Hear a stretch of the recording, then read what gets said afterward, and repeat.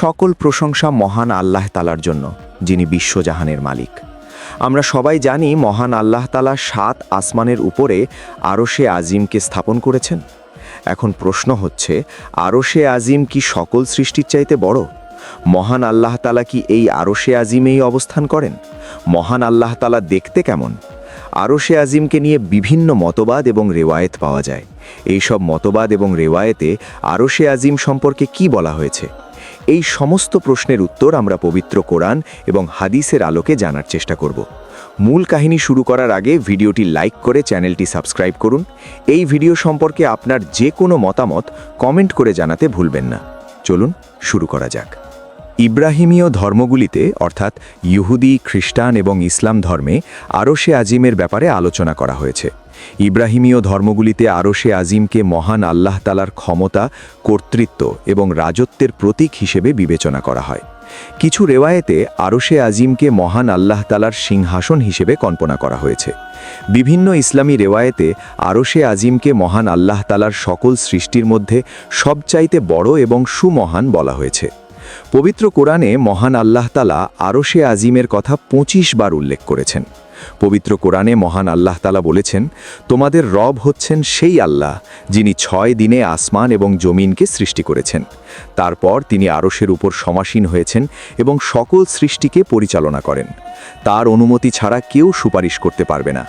তিনি তোমাদের আল্লাহ, যিনি তোমাদের রব, তাই তোমরা শুধু তারই ইবাদত করবে। তোমরা কি তার উপদেশ গ্রহণ করবে না? সূরা ইউনুস আয়াত ৩।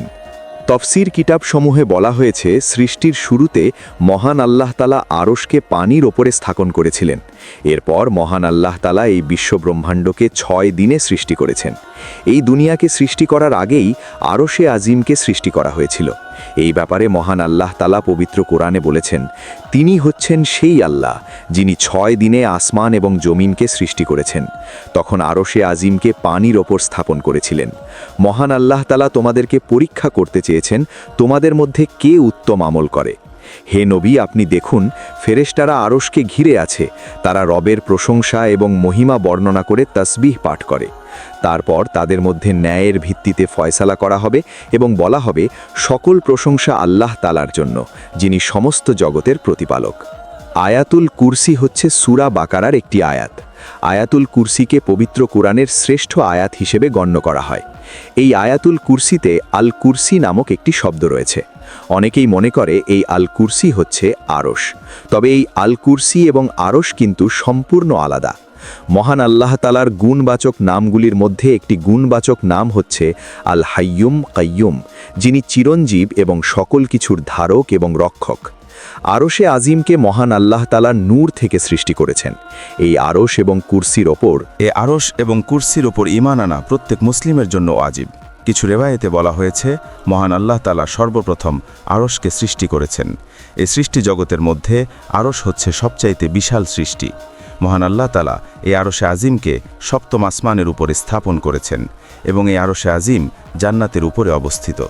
নবী করিম সাল্লাল্লাহু আলাইহি ওয়াসাল্লাম বলেছেন, তোমরা মহান আল্লাহ তাআলার কাছে জান্নাতুল ফেরদাউস চাইবে, কারণ জান্নাতুল ফেরদাউস হচ্ছে সর্বোচ্চ জান্নাত। এই জান্নাতুল ফেরদাউসের উপরেই আরশে আজিম অবস্থিত। এই আরশে আজিম থেকেই জান্নাতের নহরসমূহ প্রবাহিত হয়। তবে এই আরশে আজিমকে কি দিয়ে তৈরি করা হয়েছে, এই বিষয়ে আলেমগণের মধ্যে ভিন্ন ভিন্ন মত রয়েছে। কেউ বলেন আরশকে সৃষ্টি করা হয়েছে নূর দিয়ে, কেউ বলেন সবুজ পান্না দিয়ে তৈরি করা হয়েছে, কেউ বলেন লাল ইয়াকুত পাথর দিয়ে তৈরি করা হয়েছে, আবার কেউ বলেন সবুজ জমররত পাথর দিয়ে তৈরি করা হয়েছে। কেউ বলেন আরশে আজিম হচ্ছে গোলাকৃতি বা গোলাকার। ইমাম ইব্রাহিম আল বাজরি রাহিমাতুল্লাহ বলেছেন, আরশ দেখতে কেমন বা আরশের প্রকৃত রূপ কেমন, সেটা একমাত্র মহান আল্লাহ তাআলাই ভালো জানেন। আরশে আজিম দেখতে কেমন, এই ব্যাপারে মানুষের কাছে নিশ্চিত কোনো জ্ঞান নেই। তাফসির কিতাবসমূহে বলা হয়েছে, আরশে আজিম গোলাকার নয়, বরং মহান আল্লাহ তাআলা আরশে আজিমকে গম্বুজের আকারে সৃষ্টি করেছেন। আরশে আজিমকে মহান আল্লাহ তাআলা জান্নাতের ছাদ হিসেবে স্থাপন করেছেন। এই আরশে আজিম সমগ্র সৃষ্টি জগৎকে আবদ্ধ করে রেখেছে। মহান আল্লাহ তাআলা এই দুনিয়ার উপর একটি গম্বুজ সৃষ্টি করেছেন। এই গম্বুজকে বলা হয় ছায়া ফাগন। এই গম্বুজের 4টি স্তম্ভ রয়েছে। আব্দুল্লাহ ইবনে আব্বাস রাদিয়াল্লাহু তাআলা আনহু থেকে বর্ণিত, কোনো মিস্ত্রি যখন একটি বাড়ি নির্মাণ করে, তখন সে প্রথমে দেয়াল বানায়, তারপর ছাদ বানায়, কিন্তু মহান আল্লাহ তাআলা প্রথমে ছাদ সৃষ্টি করেছেন, তারপর দেয়াল সৃষ্টি করেছেন। মহান আল্লাহ তাআলা এই আসমান এবং জমিনকে সৃষ্টি করার অনেক আগেই আরশকে সৃষ্টি করেছেন। এরপর মহান আল্লাহ তাআলা পানি সৃষ্টি করেছেন। এই পানির উপরে আরশকে স্থাপন করা হয়েছিল। এই আরশে আজিম কত বড়, আরশে আজিমের ভেতরে কি রয়েছে, এই সমস্ত ব্যাপারে একমাত্র আল্লাহ তাআলাই ভালো জানেন।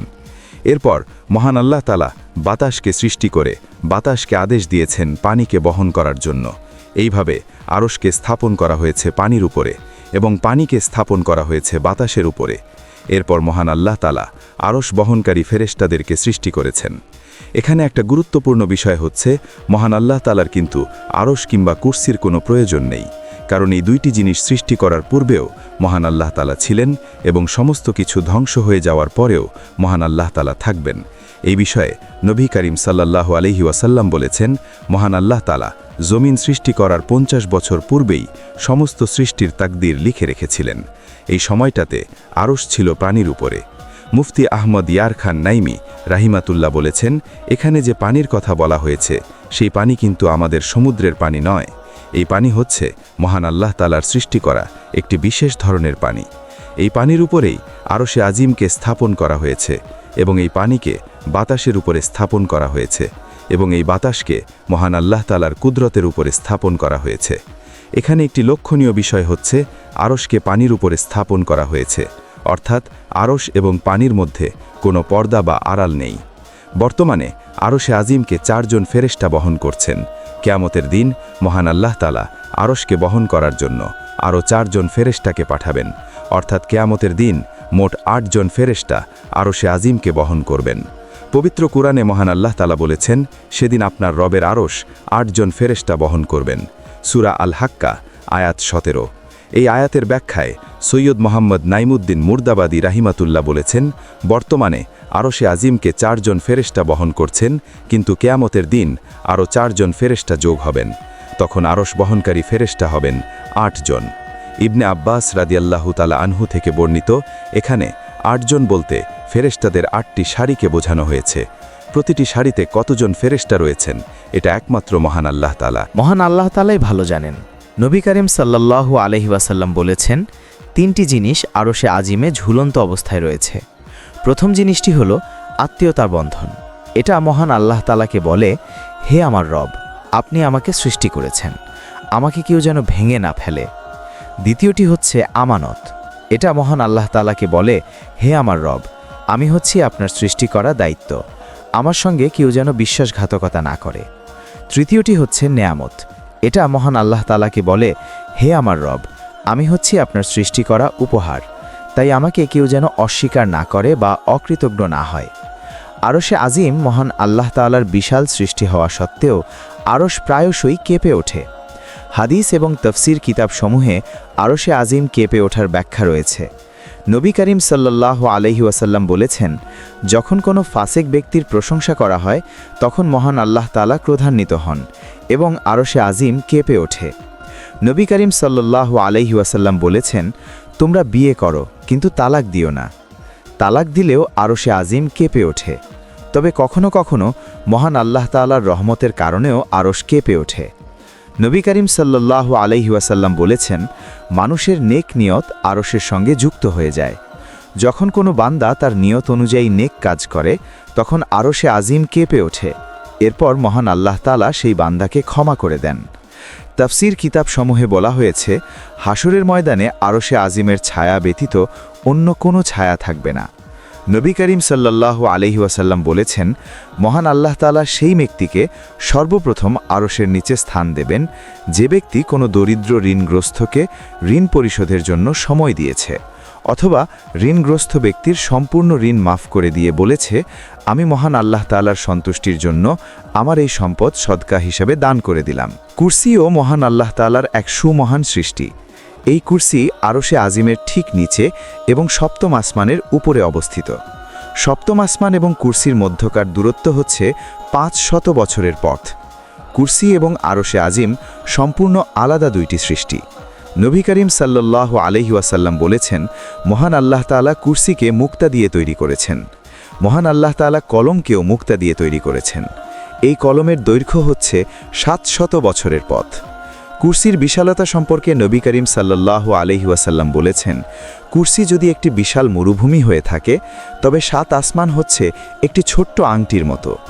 অন্যদিকে আরশে আজিম যদি একটি বিশাল মরুভূমি হয়ে থাকে তবে আরশে আজিমের সামনে কুরসি হচ্ছে একটি ছোট্ট আংটির মতো।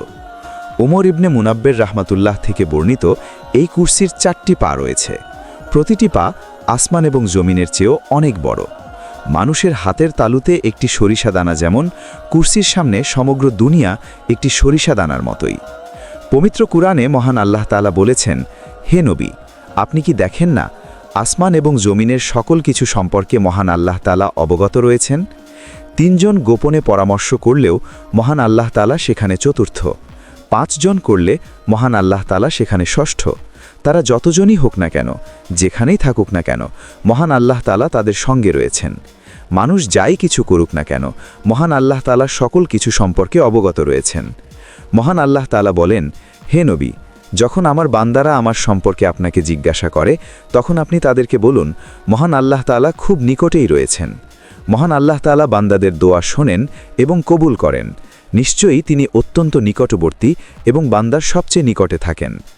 পবিত্র কুরআনে মহান আল্লাহ তাআলা বলেছেন, আমি মানুষকে সৃষ্টি করেছি এবং আমি জানি তার অন্তরে কি চিন্তা জন্মায়, এবং আমি তার গলার শিরার চেয়েও বেশি নিকটবর্তী।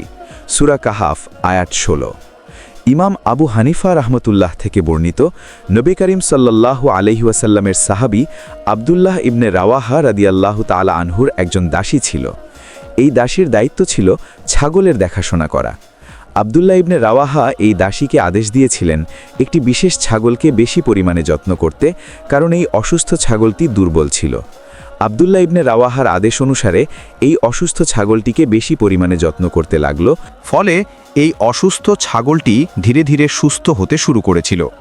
একদিন এই দাসী অন্য ছাগলগুলিকে দেখাশোনা করার কাজে এতটাই ব্যস্ত হয়ে পড়েছিল যে এমন সময় সেখানে একটি নেকড়ে চলে আসলো এবং সেই নেকড়ে অসুস্থ ছাগলটিকে ধরে নিয়ে গেল। আব্দুল্লাহ ইবনে রাওয়াহা বাড়িতে ফিরে যখন এই ঘটনা জানতে পারলেন তখন তিনি প্রচণ্ড রাগান্বিত হয়ে উক্ত দাসীকে একটি থাপ্পড় মেরেছিলেন।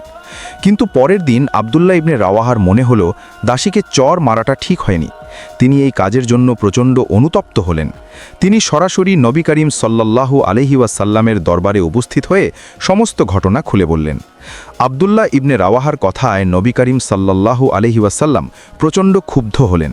তিনি বললেন, হে আব্দুল্লাহ, তুমি একজন পরহেজগার নারীকে চর মেরেছ।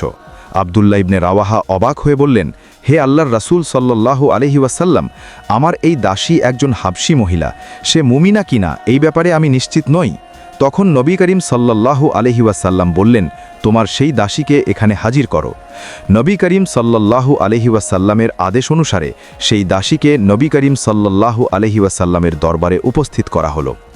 নবী করিম সাল্লাল্লাহু আলাইহি ওয়াসাল্লাম তখন সেই দাসীকে উদ্দেশ্য করে বললেন, হে হাবশী মহিলা, মহান আল্লাহ তাআলা কোথায়? সেই দাসী উত্তর দিল, মহান আল্লাহ তাআলা 7 আসমানের উপরে। তখন নবী করিম সাল্লাল্লাহু আলাইহি ওয়াসাল্লাম বললেন, আমি কে? সেই দাসী উত্তর দিল, আপনি হচ্ছেন মহান আল্লাহ তাআলার রাসূল সাল্লাল্লাহু আলাইহি ওয়াসাল্লাম। এবার নবী করিম সাল্লাল্লাহু আলাইহি ওয়াসাল্লাম বললেন, হে আব্দুল্লাহ ইবনে রাওয়াহা, আমি আগেই বলেছিলাম এই দাসী একজন মুমিনা মহিলা। হে আব্দুল্লাহ, তুমি এই দাসীকে মুক্ত করে দাও। আব্দুল্লাহ ইবনে রাওয়াহার সঙ্গে সঙ্গে সেই দাসীকে আজাদ করে দিলেন। এই হাদিস থেকে আমরা একটি গুরুত্বপূর্ণ শিক্ষা পাই। এখানে বোঝানো হয়েছে ঈমান হচ্ছে অন্তর থেকে বিশ্বাস করা এবং সেই বিশ্বাসকে প্রকাশ করা। নবী করিম সাল্লাল্লাহু আলাইহি ওয়াসাল্লাম এই দাসীর কাছে 2টি মৌলিক বিষয় জানতে চেয়েছিলেন। প্রথমত, আল্লাহ এক এবং অদ্বিতীয়, তার কোনো শরিক নেই, এই মূলনীতি সেই দাসী বিশ্বাস করে কিনা। দাসী উত্তর দিয়েছিল, আল্লাহ তাআলা 7 আসমানের উপরে। এই 7 আসমান বলতে কোনো স্থানকে নির্দেশ করা হয়নি। এই দাসীর উত্তরের মূল অর্থ হচ্ছে আল্লাহ তাআলা মহান এবং তিনি সবার উপরে। দ্বিতীয়ত, নবী করিম সাল্লাল্লাহু আলাইহি ওয়াসাল্লাম হচ্ছেন মহান আল্লাহ তাআলার পাঠানো সর্বশেষ নবী এবং রাসূল। এটা সেই দাসী বিশ্বাস করে কিনা। এই 2টি বিষয়কে বলা হয় তাওহীদ এবং রিসালাত। এই তাওহীদ এবং রিসালাত হচ্ছে ঈমানের মূল ভিত্তি। নবী করিম সাল্লাল্লাহু আলাইহি ওয়াসাল্লাম সারা জীবন মানুষকে এই তাওহীদ এবং রিসালাতের শিক্ষা দিয়েছেন। তিনি বলেছেন, তোমরা মিথ্যা দেবতার পূজা করো না। আসমান এবং জমিনের একচ্ছত্র অধিপতি হচ্ছেন মহান আল্লাহ তাআলা। এবং আমাদেরকে মহান আল্লাহ তাআলার দাসত্ব করতে হবে। এখানে একটি বিষয় মনে রাখতে হবে, মহান আল্লাহ তাআলা কিন্তু এমন কোনো সত্তা নন যে তিনি শুধুমাত্র আসমানেই সীমাবদ্ধ। মহান আল্লাহ তাআলার রহমত এবং কুদরত সমস্ত বিশ্ব ব্রহ্মাণ্ডেই ছড়িয়ে রয়েছে। মহান আল্লাহ তাআলা রয়েছেন আসমানে, তিনি রয়েছেন আরশে, আবার তিনি রয়েছেন আমাদের সবচেয়ে নিকটে। পবিত্র কোরআনে মহান আল্লাহ তাআলা বলেছেন, আমি মানুষের ঘাড়ের শিরার চেয়েও বেশি নিকটবর্তী। এখন কয়েকটি প্রশ্ন আসতেই পারে, যেমন মহান আল্লাহ তাআলা কোথায় অবস্থান করেন, আরশে নাকি আসমানে? আরশ এবং আসমানের মধ্যে কি কোনো পার্থক্য রয়েছে? আরশ কি সপ্তম আসমানের ঠিক উপরেই অবস্থিত? হাদিস এবং তাফসির কিতাবসমূহে এই প্রশ্নগুলির উত্তর রয়েছে। আবু হুরায়রা রাদিয়াল্লাহু তাআলা আনহু থেকে বর্ণিত, একদিন নবী করিম সাল্লাল্লাহু আলাইহি ওয়াসাল্লাম তার কয়েকজন সাহাবীর সঙ্গে বসেছিলেন। এমন সময় আকাশে মেঘ দেখা গেল। তখন নবী করিম সাল্লাল্লাহু আলাইহি ওয়াসাল্লাম সাহাবীগণকে উদ্দেশ্য করে বললেন, তোমরা কি জানো এগুলো কি? তখন সাহাবাগণ বললেন, এই ব্যাপারে মহান আল্লাহ তাআলা এবং তার রসূলই সবচেয়ে ভালো জানেন। নবী করিম সাল্লাল্লাহু আলাইহি ওয়াসাল্লাম বললেন, এগুলি হচ্ছে মেঘ। মহান আল্লাহ তাআলা এই মেঘগুলিকে পৃথিবীতে পাঠান, যাতে এই মেঘগুলি জমিনে বর্ষণ করতে পারে। কিন্তু যাদের জন্য বৃষ্টি বর্ষিত হয়, তারা মহান আল্লাহ তাআলার শুকরিয়া আদায় করে না। এরপর নবী করিম সাল্লাল্লাহু আলাইহি ওয়াসাল্লাম বললেন, তোমাদের মাথার উপরে কি রয়েছে জানো? সাহাবাগণ আবারও বললেন, এই ব্যাপারে মহান আল্লাহ তাআলা এবং তার রাসূলই ভালো জানেন। নবী করিম সাল্লাল্লাহু আলাইহি ওয়াসাল্লাম বললেন, রকি এবং তোমাদের মধ্যে দূরত্ব হচ্ছে 500 বছরের পথ। এইভাবে নবী করিম সাল্লাল্লাহু আলাইহি ওয়াসাল্লাম 7 আসমানের কথা বললেন। একটি আসমান থেকে আরেকটি আসমানের দূরত্ব 500 বছরের পথ। এরপর নবী করিম সাল্লাল্লাহু আলাইহি ওয়াসাল্লাম আবারও বললেন, তোমরা কি জানো এই 7 আসমানের উপরে কি রয়েছে? সাহাবাগণ আবারও বললেন, হে আল্লাহর রাসূল, আমরা এই ব্যাপারে অবগত নই। তখন নবী করিম সাল্লাল্লাহু আলাইহি ওয়াসাল্লাম বললেন, 7 আসমানের উপরে আরশ রয়েছে। এই আরশ 7 আসমান থেকে ততখানি দূরে, যতখানি দূরে জমিন থেকে 7 নম্বর আসমান। এরপর নবী করিম সাল্লাল্লাহু আলাইহি ওয়াসাল্লাম বললেন, তোমাদের পায়ের নিচে কি রয়েছে?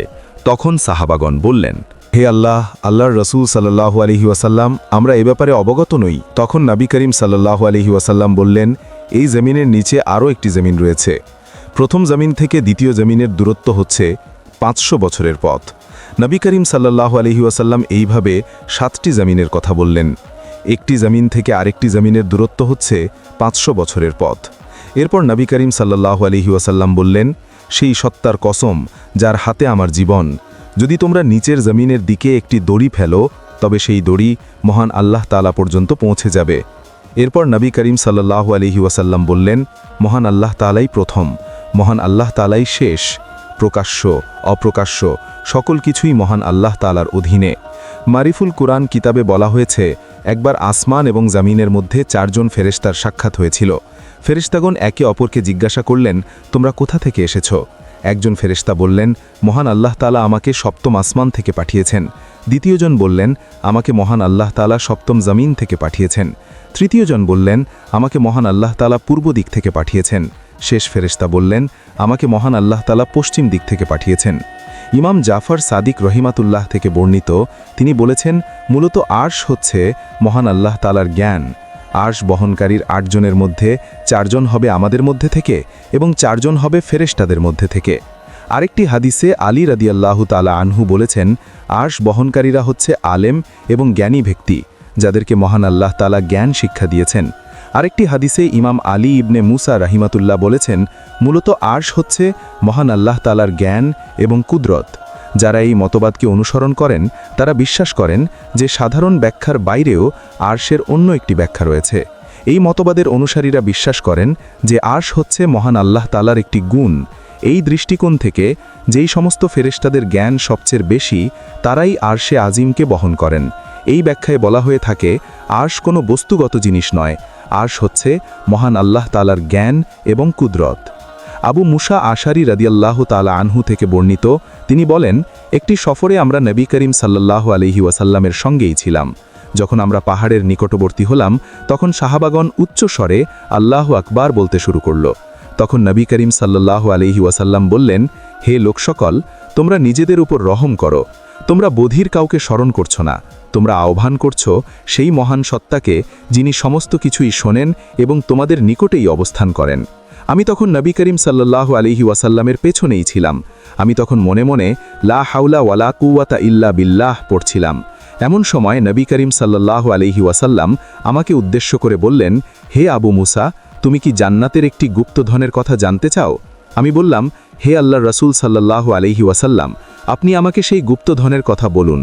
তখন নবী করিম সাল্লাল্লাহু আলাইহি ওয়াসাল্লাম বললেন, সেই গুপ্তধন হচ্ছে লা হাওলা ওয়ালা কুওয়াতা ইল্লা বিল্লাহ। মহান আল্লাহ তাআলা কোথায় অবস্থান করেন এই বিষয়ে আলেমগণের মধ্যে অনেক মতবিরোধ রয়েছে। এর কারণ হল পবিত্র কুরআন এবং হাদিসে মহান আল্লাহ তাআলার অবস্থান নিয়ে ভিন্ন ভিন্ন আয়াত এবং রেওয়াত পাওয়া যায়। এই কারণে মহান আল্লাহ তাআলা কোথায় অবস্থান করেন এই বিষয়ে মোট 6টি মতবাদ গড়ে উঠেছে। এই মতবাদের মধ্যে একটি মতবাদ হচ্ছে মহান আল্লাহ তাআলার কোনো দিক নেই, অর্থাৎ তিনি না উপরে, না নিচে, না ডানে, না বামে। এই সমস্ত দিক অর্থাৎ পূর্ব এবং পশ্চিম থেকে তিনি সম্পূর্ণভাবে মুক্ত। মানুষের দেহে যেমন বিভিন্ন অঙ্গ প্রত্যঙ্গ রয়েছে, মহান আল্লাহ তাআলা এই সমস্ত দিক থেকে সম্পূর্ণ মুক্ত।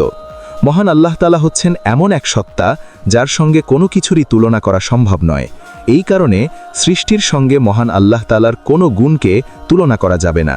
এই ব্যাপারে পবিত্র কুরআনে মহান আল্লাহ তাআলা বলেছেন, কোনো কিছুই মহান আল্লাহ তাআলার মতো নয়। মহান আল্লাহ তাআলা সব কিছুই শোনেন এবং দেখেন। এই কারণে এটা কল্পনা করা যাবে না যে মহান আল্লাহ তাআলা সিংহাসনে বসেন। আমাদের মতোই মহান আল্লাহ তাআলার হাত পা রয়েছে বা মহান আল্লাহ তাআলা আমাদের মতোই গুণের অধিকারী। আবু হুরায়রা রাদিয়াল্লাহু তাআলা আনহু থেকে বর্ণিত, নবী করিম সাল্লাল্লাহু আলাইহি ওয়াসাল্লাম ইরশাদ করেছেন, মহান আল্লাহ তাআলা বলেছেন, আমি আমার নেক বান্দাদের জন্য এমন সব নেয়ামত সৃষ্টি করেছি যে নেয়ামত কোনো চোখ কখনো দেখেনি, কোনো কান কখনো শোনেনি এবং কোনো মানুষের মন তা কখনো কল্পনা করতে পারবে না। পবিত্র কুরআনে মহান আল্লাহ তাআলা বলেছেন, কেউ জানে না নেক বান্দাদের জন্য কি নেয়ামত মহান আল্লাহ তাআলা প্রস্তুত করেছেন। জান্নাতের এই সমস্ত নেয়ামত যা মহান আল্লাহ তাআলা সৃষ্টি করেছেন, সেটাই যদি আমাদের কল্পনার বাহিরে হয়, তবে মহান আল্লাহ তাআলার সত্তা বা তার ব্যাপারে আমরা কিভাবে কল্পনা করতে পারি? এই কারণে মহান আল্লাহ তাআলা কোথায় অবস্থান করেন, মহান আল্লাহ তাআলা দেখতে কেমন, এই বিষয়ে নিজের মতামত দেওয়া উচিত নয়। এমনকি কোনো সৃষ্টির সঙ্গেও মহান আল্লাহ তাআলাকে তুলনা করা যাবে না। এই কারণে প্রথম দলের মতামত হচ্ছে মহান আল্লাহ তাআলা এই বিশ্ব ব্রহ্মাণ্ডের সকল স্থানেই উপস্থিত রয়েছেন। তবে তিনি কিভাবে উপস্থিত রয়েছেন, অর্থাৎ মহান আল্লাহ তাআলা কি নিজের সত্তায় সেখানে উপস্থিত রয়েছেন নাকি তার জ্ঞান এবং ক্ষমতার মাধ্যমে সেখানে উপস্থিত রয়েছেন, এই বিষয়ে তর্ক করা যাবে না। কারণ মহান আল্লাহ তাআলার সময়, দিক বা কিভাবে হবে এই সমস্ত ব্যাখ্যা থেকে সম্পূর্ণভাবে মুক্ত। যারা বলে মহান আল্লাহ তাআলা সকল স্থানেই বিদ্যমান, তারা প্রমাণ হিসেবে পবিত্র কোরআনের কয়েকটি আয়াত পেশ করে থাকে। প্রথম আয়াত হচ্ছে, তোমরা যেখানেই থাকো না কেন মহান আল্লাহ তাআলা তোমাদের সঙ্গেই রয়েছেন, আর তোমরা যা কিছুই করো না কেন মহান আল্লাহ তাআলা সেই সম্পর্কে অবগত রয়েছেন। সূরা আল হাদিদ আয়াত 4। দ্বিতীয় আয়াত, তারা যত দূরেই থাকুক, যত ছোট বা বড় কাজই করুক, মহান আল্লাহ তাআলা সর্বদা তাদের সঙ্গে রয়েছেন। সূরা ইউনুস আয়াত 61। তৃতীয় আয়াত হচ্ছে, নবী করিম সাল্লাল্লাহু আলাইহি ওয়াসাল্লাম আবু বকর রাদিয়াল্লাহু তাআলা আনহুকে বলেছিলেন, দুঃখ করো না, নিশ্চয়ই মহান আল্লাহ তাআলা আমাদের সঙ্গে রয়েছেন। সূরা আল তাওবা আয়াত 40। চতুর্থ আয়াত, হে মুমিনগণ, তোমরা দুর্বল হয়ে পরাজয়ের ভয় পেও না এবং শান্তির জন্য মাথা নোয়াবে।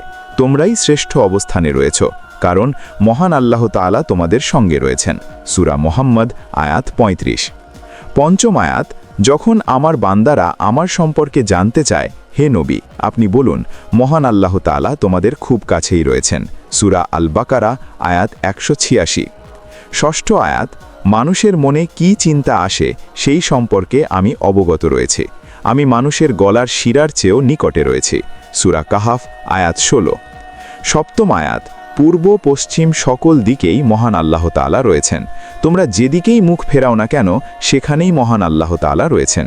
নিশ্চয়ই মহান আল্লাহ তাআলা সমস্ত কিছুকে ঘিরে রেখেছেন এবং তিনি সব জানেন। সূরা আল বাকারা 115। এই 7টি আয়াতের মাধ্যমে এই দলটি ব্যাখ্যা করে যে মহান আল্লাহ তাআলা সকল স্থানেই বিদ্যমান, কিন্তু কিভাবে বিদ্যমান সেটা একমাত্র মহান আল্লাহ তাআলাই ভালো জানেন। এই প্রথম দলটি আরও একটি প্রশ্ন করে, সেটা হচ্ছে মহান আল্লাহ তাআলা যদি আরশেই অবস্থান করেন, তবে যখন আরশকে সৃষ্টি করা হয়নি তখন মহান আল্লাহ তাআলা কোথায় ছিলেন? দ্বিতীয় দলের আলেমগণ বিশ্বাস করেন মহান আল্লাহ তাআলা আরশে আজিমেই অবস্থান করেন, তবে তিনি কিভাবে আরশে আজিমে রয়েছেন সেটা নিয়ে কোনো তর্ক বা বিতর্ক করা যাবে না, কারণ মহান আল্লাহ তাআলা কোনো নির্দিষ্ট উপায় থাকার মতো ব্যাখ্যা থেকে একদম পবিত্র। এই দলের মতামত হচ্ছে মহান আল্লাহ তাআলা পবিত্র কোরআনের মোট 7টি আয়াতে বলেছেন তিনি আরশেই অবস্থান করেন। এই কারণে তারা বিশ্বাস করেন মহান আল্লাহ তাআলা আরশেই অবস্থান করেন। প্রথম দলের লোকেরা যখন পূর্বে উল্লেখ করা 7টি আয়াতের কথা বলে, তখন দ্বিতীয় দলের লোকেরা এই প্রশ্নের উত্তর দেয় যে মহান আল্লাহ তাআলা তার জ্ঞান, দেখার শক্তি এবং ক্ষমতা দিয়ে সকল স্থানেই উপস্থিত থাকেন। দ্বিতীয় দলটিও দলিল হিসেবে পবিত্র কোরআনের কয়েকটি আয়াতকে উপস্থাপন করে। প্রথম আয়াত হচ্ছে তিনি পরম দয়ালু, তিনি আরশে সমাসীন, সূরা তহা আয়াত 5। দ্বিতীয় আয়াত হচ্ছে নিশ্চয়ই তোমাদের রব সেই আল্লাহ যিনি আসমান এবং জমিনকে 6 দিনে সৃষ্টি করেছেন, তারপর মহান আল্লাহ তাআলা আরশে সমাসীন হয়েছেন, সূরা আল আরাফ আয়াত 54। তৃতীয় আয়াত হচ্ছে তিনি সেই সত্তা যিনি আকাশ এবং পৃথিবী এবং তার মধ্যবর্তী সমস্ত কিছুকেই 6 দিনে সৃষ্টি করেছেন, তারপর তিনি আরশে সমাসীন হয়েছেন, সূরা আল ফুরকান আয়াত 59। বাকি 4টি আয়াতও একই ধরনের, যেখানে মহান আল্লাহ তাআলা বলেছেন তিনি আরশের উপর সমাসীন। দ্বিতীয় এই দলটির দাবি হচ্ছে মহান আল্লাহ তাআলা আরশে আজিমেই অবস্থান করেন। তবে মহান আল্লাহ তাআলা কিভাবে, কোন রূপে আরশে সমাসীন হয়েছেন সেটা জানা সম্ভব নয়। তৃতীয় দলের মতবাদ হচ্ছে মহান আল্লাহ তাআলা তার জ্ঞান, ক্ষমতা এবং কুদরতের মাধ্যমে সমগ্র বিশ্বজগতে উপস্থিত রয়েছেন, কিন্তু মহান আল্লাহ তাআলার নিজস্ব সত্তা অর্থাৎ মহান আল্লাহ তাআলার নিজস্ব অস্তিত্ব এই বিশ্বজগতের মধ্যে নেই। মহান আল্লাহ তাআলা কোথায় রয়েছেন এই ব্যাপারে তারা নিশ্চুপ থাকেন। এই দলের যুক্তি হচ্ছে বিশ্ব ব্রহ্মাণ্ড যখন মহান আল্লাহ তাআলা নিজেই সৃষ্টি করেছেন, তখন মহান আল্লাহ তাআলা নিজের সৃষ্টির মধ্যেই থাকবেন এটা সম্ভব নয়। এই দলের আলেমগণ উদাহরণ হিসেবে বলেন যদি বিশ্ব ব্রহ্মাণ্ড একটি পানির পাত্র হয়, তবে মহান আল্লাহ তাআলা কিভাবে এই পানির পাত্রের মধ্যেই অবস্থান করবেন। এই দলের দাবি হচ্ছে মহান আল্লাহ তাআলা শুধুমাত্র তার শক্তি এবং ক্ষমতার মাধ্যমেই এই বিশ্ব ব্রহ্মাণ্ডে আছেন, কিন্তু মহান আল্লাহ তাআলার নিজস্ব সত্তা এই বিশ্ব ব্রহ্মাণ্ডে নেই। দলিল হিসেবে এই দলের আলেমগণ পবিত্র কোরআনের কয়েকটি আয়াত উপস্থাপন করেন। প্রথম আয়াতে বলা হয়েছে মহান আল্লাহ তাআলা সমস্ত কিছুকে তার কুদরতের আওতায় নিয়েছেন, সূরা আল বাকারা আয়াত 284। পবিত্র কোরআনে মহান আল্লাহ তাআলা আরও বলেছেন তোমরা যা কিছুই করো মহান আল্লাহ তাআলা সমস্ত কিছুকে পরিবেষ্টন করেছেন, সূরা আল নিসা আয়াত 126। এই আয়াতগুলির মাধ্যমে এটা প্রমাণিত হয় যে এই বিশ্ব ব্রহ্মাণ্ড মহান আল্লাহ তাআলার নিয়ন্ত্রণে রয়েছে। মোদ্দা কথা, এই দলের মতামত হচ্ছে মহান আল্লাহ তাআলা তার জ্ঞান, ক্ষমতা এবং শক্তির মাধ্যমে এই বিশ্ব ব্রহ্মাণ্ডের উপস্থিত রয়েছেন, কিন্তু মহান আল্লাহ তাআলার নিজস্ব সত্তা এখানে উপস্থিত নেই। চতুর্থ দলের মতামত হচ্ছে মহান আল্লাহ তাআলা তার মহত্ব, মর্যাদা এবং কুদরতের কারণে উচ্চতায় রয়েছেন, তবে তিনি কতটা উচ্চতায় রয়েছেন বা তার অবস্থান কোথায় এই ব্যাপারে তারা কোনো মন্তব্য করেন না, কারণ এই বিষয়টি মানুষের জ্ঞানের সীমার বাইরে। তারা শুধুমাত্র এতটুকুই বিশ্বাস করেন যে মহান আল্লাহ তাআলা উচ্চতায় রয়েছেন, কিন্তু তার সেই উচ্চতা কোনো দিক বা স্থান দিয়ে নির্ধারিত নয়, বরং তার শান এবং মহত্বের উপযুক্ত। এই দলের আলেমগণ তাদের মতের পক্ষে পবিত্র কোরআনের কয়েকটি আয়াতকে দলিল হিসেবে উপস্থাপন করে। প্রথম আয়াতে বলা হয়েছে তারা তাদের রবকে ভয় করে যিনি উপরে রয়েছেন এবং তারা সেই কাজই করে যা তাদেরকে আদেশ করা হয়েছে, সূরা আল নাহাল আয়াত 50। এই আয়াত থেকে বোঝা যায় মহান আল্লাহ তাআলা উপরে রয়েছেন, অর্থাৎ তিনি উচ্চ মর্যাদায় অধিষ্ঠিত এবং সমস্ত কিছুর নিয়ন্ত্রণ করেন। দ্বিতীয় আয়াতে বলা হয়েছে পবিত্র বাক্য মহান আল্লাহ তাআলার দিকে উঠে যায়, আর সৎকর্ম সেই বাক্যকে আরও ঊর্ধ্বে তোলে, সূরা ফাতির আয়াত 10। এর মানে হল মানুষের আমল এবং দোয়া মহান আল্লাহ তাআলার দিকে উঠে যায়, যা নির্দেশ করা হয়েছে, এবং মহান আল্লাহ তাআলা উচ্চতায় রয়েছেন। তৃতীয় আয়াতে বলা হয়েছে শান্তি আসবে মহান আল্লাহ তাআলার পক্ষ থেকে, যিনি সব উত্থানের পথের মালিক, সূরা সাবা আয়াত 2।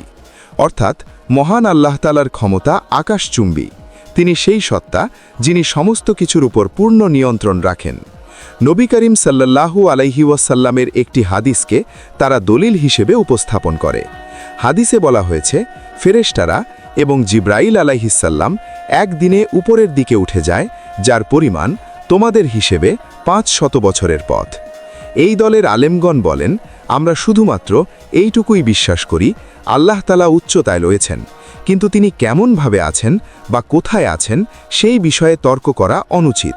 তার অবস্থান মানুষের ধারণার বাইরে। মহান আল্লাহ তাআলা যেমন বলেছেন আমরা তেমনিই বিশ্বাস করি, তার কোনো তুলনা নেই, তার মহিমা সমস্ত সীমার ঊর্ধ্বে। পঞ্চম দলের দাবি হচ্ছে মহান আল্লাহ তাআলা আসমানেই অবস্থান করেন, তবে সেটা মহান আল্লাহ তাআলার শান এবং কুদরতের সঙ্গে। তবে তারা এটা বলেন না মহান আল্লাহ তাআলা কীভাবে আসমানে রয়েছেন, কোথায় আছেন বা কেমনভাবে আছেন, এইসব বিষয়ে তারা বিতর্কে যায় না। তাদের বিশ্বাস হলো মহান আল্লাহ তাআলা আসমানে আছেন, কিন্তু তার অবস্থান মানুষের ধারণার বাইরে। এই মতের ভিত্তি তারা নিয়েছে একটি সহিহ হাদিস থেকে। সেই হাদিসে বর্ণিত হয়েছে, একজন দাসীকে নবী করিম সাল্লাল্লাহু আলাইহি ওয়াসাল্লাম পরীক্ষা করেছিলেন। নবী করিম সাল্লাল্লাহু আলাইহি ওয়াসাল্লাম সেই দাসীকে জিজ্ঞাসা করেছিলেন, মহান আল্লাহ তাআলা কোথায়? তখন দাসী উত্তর দিয়েছিল, মহান আল্লাহ তাআলা আসমানে রয়েছেন। তখন নবী করিম সাল্লাল্লাহু আলাইহি ওয়াসাল্লাম তার সাহাবীকে বলেছিলেন, এই দাসীকে মুক্ত করে দাও, সে একজন মুমিনা। এই হাদিসের উপর ভিত্তি করেই এই দলের আলেমগণ বলেন, যেহেতু নবী করিম সাল্লাল্লাহু আলাইহি ওয়াসাল্লাম দাসীর এই উত্তর গ্রহণ করেছিলেন, তাই এটা বুঝতে পারা যায় মহান আল্লাহ তাআলা আসমানে রয়েছেন। তবে তারা এটাও স্পষ্ট করে বলেন, এর মানে এই নয় যে মহান আল্লাহ তাআলা সৃষ্টিকৃত কোনো স্থানে সীমাবদ্ধ। মহান আল্লাহ তাআলার অবস্থান, রূপ, উচ্চতা বা স্থান এই সমস্ত কিছুর প্রকৃতি মানুষের জ্ঞানের বাইরে। তাদের বিশ্বাস হচ্ছে মহান আল্লাহ তাআলা আসমানে রয়েছেন, এর অর্থ হচ্ছে মহান আল্লাহ তাআলা সমস্ত কিছুর ঊর্ধ্বে। ষষ্ঠ দলের আলেমগণের বিশ্বাস হচ্ছে পবিত্র কোরআনে বলা হয়েছে মহান আল্লাহ তাআলা আরশে সমাসীন হয়েছেন। পবিত্র কোরআনের বিভিন্ন আয়াতে বলা হয়েছে মহান আল্লাহ তাআলার মুখ, হাত, পা এবং আঙুল রয়েছে, তিনি নিচে নেমে আসেন। তবে পবিত্র কোরআনের এই আয়াতগুলি মুশতাবিহাত নামের এক ধরনের আয়াতের মধ্যে পড়ে। মুশতাবিহাত অর্থ হচ্ছে এমন আয়াত যার অর্থ কিছুটা অস্পষ্ট বা দ্বিধার সৃষ্টি করতে পারে। এই জন্য তারা বলে, আমরা জানি এইগুলি মহান আল্লাহ তাআলার কথা, কিন্তু মহান আল্লাহ তাআলার এই কথাগুলির অর্থ আমরা জানি না। তবে এই বিষয়ের উপর অবশ্যই ঈমান আনতে হবে। এই বিষয় নিয়ে বেশি পরিমাণে আলোচনা বা গবেষণা করা উচিত নয়। এই দলের মধ্যে ইমাম মালিক রাহিমাতুল্লাহ ছিলেন খুব বিখ্যাত একজন ইমাম। একদিন একজন ব্যক্তি এসে বললেন, হে ইমাম মালিক, মহান আল্লাহ তাআলা আরশে অধিষ্ঠিত হয়েছেন, আমাকে এই ব্যাপারে বলুন। ইমাম মালিক রাহিমাতুল্লাহ বললেন, মহান আল্লাহ তাআলার শান এতটাই বিশাল যে কোনো মানুষের পক্ষে এই সব কল্পনা করাও সম্ভব নয়। এই বলে তিনি উক্ত ব্যক্তিকে বললেন, এই ধরনের চিন্তাভাবনা করাও এক ধরনের বিদাত। পবিত্র কোরআনে মহান আল্লাহ তাআলা বলেছেন, হে নবী, তিনিই সেই সত্তা যিনি আপনার উপর পবিত্র কোরআন নাজিল করেছেন। এর মধ্যে কিছু আয়াত স্পষ্ট এবং পরিষ্কার, এগুলি হচ্ছে কিতাবের মূল ভিত্তি। আবার পবিত্র কোরআনে কিছু আয়াত রয়েছে যেগুলো মুশতাবিহাত, অর্থাৎ অস্পষ্ট। যাদের হৃদয়ে কুটিলতা রয়েছে তারা এই সমস্ত অস্পষ্ট আয়াত অনুসরণ করে ফিতনার সৃষ্টি করতে চায় এবং নিজেদের মতো ব্যাখ্যা করতে চায়। কিন্তু এই সব আয়াতের প্রকৃত অর্থ একমাত্র আল্লাহ তাআলা ছাড়া আর কেউ জানে না। আর যারা জ্ঞানী তারা বলে, আমরা এই সব আয়াতের উপর ঈমান এনেছি, সবই আমাদের রবের পক্ষ থেকে এসেছে। আর শুধুমাত্র বুদ্ধিমান লোকেরাই এই সব থেকে শিক্ষা গ্রহণ করে। সূরা আল ইমরান আয়াত ৭। এই আয়াতের প্রকৃত শিক্ষা হচ্ছে মুশতাবিহাত শব্দ বা আয়াত নিয়ে তর্ক বিতর্ক করে ফিতনা তৈরি করা যাবে না, বরং এই আয়াতগুলিতে ঈমান আনতে হবে এবং চুপ থাকতে হবে। ইমাম আবু হানিফা রাহিমাতুল্লাহ এই ব্যাপারে খুব স্পষ্ট মতামত দিয়েছেন।